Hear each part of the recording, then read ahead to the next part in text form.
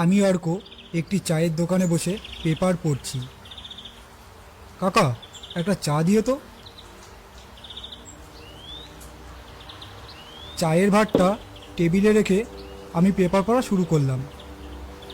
ইতিমধ্যে রিপন ছাতা মাথায় দিয়ে এদিকেই আসছিল। রিপনকে দেখে আমি জিজ্ঞাসা করলাম, কিরে ভাই, কেমন আছিস? আর বলিস না, অফিসের চাপে আর বসের তাড়নায় জীবনটা পুরো আলু ভাজা হয়ে গেল। কেন রে, তোর আবার কি হলো?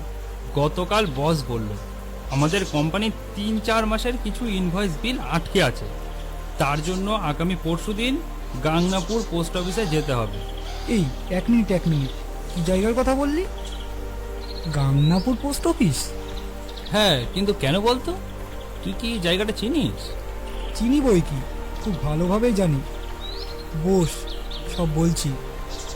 একদিন তোর মতো আমিও কাজের সূত্রে ওই পোস্ট অফিসে গিয়েছিলাম।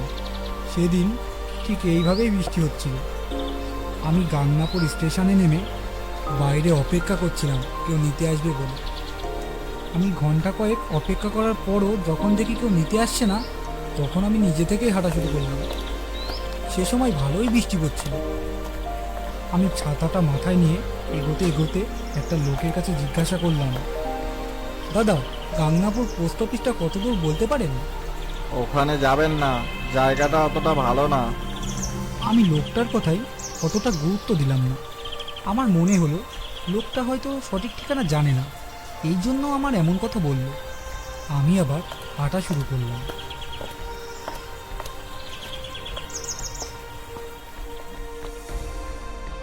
হঠাৎ একটা ভ্যান রিক্সা আমার সামনে এসে দাঁড়ালো।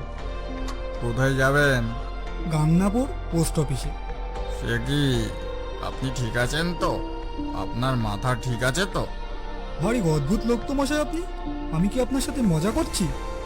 সে জানি না মজা করছেন কিনা, কিন্তু জায়গাটা কিন্তু মোটেও ভালো না। আপনি যাবেন কিনা সেটা বলুন। হ্যাঁ, যেতে পারি, কিন্তু একটা শর্তে। ভাড়া কিন্তু 30 টাকায় দিতে হবে আমাকে। আচ্ছা ঠিক আছে, তাই দেব, চলুন। আমি রিকশায় উঠে গাংনাপুর পোস্ট অফিসের দিকে রওনা দিলাম। কিন্তু মনে মনে একটু সন্দেহ হচ্ছিল। এখানকার লোকজনদের কথা, যে রিকশায় বসে আছি ওনার কথা। কিছুক্ষণ চলতে চলতে হঠাৎ রিকশাটা থেমে গেল। বাবু, এর থেকে বেশি আমি যেতে পারবো না, আপনাকে এখানেই নেমে যেতে হবে। মানে, আপনি যে বললেন গাংনাপুর পোস্ট অফিসে ছেড়ে দিয়ে আসবেন, তার জন্য তো আপনি 30 টাকাও নেবেন। আমি দেব না সেটা তো বলিনি। সে না হয় আপনি 10 টাকা কম দেন, কিন্তু আমার পক্ষে এর থেকে বেশি এগোনো সম্ভব না। ভারী মুশকিলে ফেললেন তো আমাকে। মাঝ রাস্তায় এসে এভাবে ছেড়ে দিলেন কেন? কোনো গাড়ি বা রিক্সা এর বেশি আর যায় না, আপনাকে এবার একা একাই যেতে হবে। একটু এগিয়ে গিয়েই ডান হাতে পোস্ট অফিস। আমি রিক্সার ভাড়াটা মিটিয়ে দিয়ে সামনের দিকে এগোতে লাগলাম। কিন্তু মনে মনে একটাই কথা ভাবছিলাম, ওই রিক্সাওয়ালা আর ওই লোকটা আমাকে ওই একই কথা বারে বারে কেন বলল? জায়গাটা খুবই খারাপ। এখানে কি কোনো চোর ডাকাত নাকি ভূতের উপদ্রব? জানি না, দেখি কপালে কি আছে। এই কথা ভাবতে ভাবতে আমি হাঁটতে থাকলাম। মনে হলো আমার পেছন থেকে যেন আমাকে কেউ অনুসরণ করছে। আমি পেছনে তাকাতেই, কে কে ওখানে? কই, কেউ তো নেই। হয়তো বৃষ্টির আওয়াজে ওরকম মনে হতে পারে। আমি যত জোরে হাঁটছি মনে হচ্ছে যেন আওয়াজটা তত জোরে আমার পেছনে পেছনে এগিয়ে আসছে। আমি ভয়তে ভয়তে এগিয়ে গিয়ে দেখি সামনে একটা গেস্ট হাউস। গেস্ট হাউসের বাইরে একজনকে দাঁড়িয়ে থাকতে দেখে আমি, আচ্ছা আপনি কে? আমি গেস্ট হাউসের পাহারাদার, কিন্তু আপনি কে? আমি অর্ক ব্যানার্জি, বনগা থেকে আসছি। ও, আপনি অর্কবাবু, আমাকে ক্ষমা করবেন, আমি না বৃষ্টির জন্য আপনাকে নিয়ে আসতে পারিনি। আচ্ছা, আপনি বাইরে কেন? ভেতরে আসুন, ভেতরে আসুন। বৃষ্টি তো দেখছি একদম ভিজে গেছেন। ভেতরে গিয়ে পোশাকটা ছেড়ে কিছু খেয়ে বিশ্রাম নেবেন, চলুন। আমি রাতের খাবার শেষ করে ঘরে গিয়ে বিশ্রাম নিচ্ছি। একটু রাত হতেই হঠাৎ আমার জল পিপাসা পেল। আমি জল খাওয়ার জন্য বোতলটা নিলাম, কিন্তু বোতলটাতে দেখি জল নেই। তারপর দরজাটা খুলে বাইরে বেরোবো। বাইরে একটু হাঁটাচলা করি। হঠাৎ একটা দরজার কাছে কান আসতেই শুনতে পাই ভেতর থেকে একটা কান্নার শব্দ হচ্ছে। আমি দরজা ধাক্কাতে ভেতর থেকে কোনো শব্দ পেলাম না। আমি জিজ্ঞাসা করলাম, কে আছেন ভেতরে? আপনি কাঁদছেন কেন? কিছু হয়েছে? কিন্তু কোনো শব্দ পেলাম না। আমি একটু সাহস করে দরজাটা ধাক্কাতেই দরজাটা খুলে গেল। ঘরের ভেতরটা খুব অন্ধকার ছিল। আমি ঢুকতেই হঠাৎ লাইটগুলো জ্বলে উঠল এবং নিজে থেকে দরজাটা বন্ধ হয়ে গেল। দরজাটা কে বন্ধ করলেন? দরজাটা খুলুন, খুলুন বলছি, কে আছেন?